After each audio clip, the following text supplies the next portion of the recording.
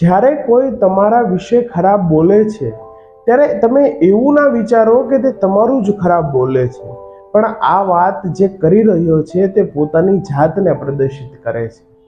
જ્યારે કોઈ વ્યક્તિ તમારી ખામીઓ વિશે બોલે છે અને પાછળથી તમારી ખૂબ વાતો અને નિંદાઓ કરે છે, ત્યારે ક્રોધિત થવાને બદલે એવું વિચારો કે જે તે મને કહી રહ્યો છે તે તેના મગજમાં રહેલા નકારાત્મક વિચારો માટે છે, મારા માટે નહીં.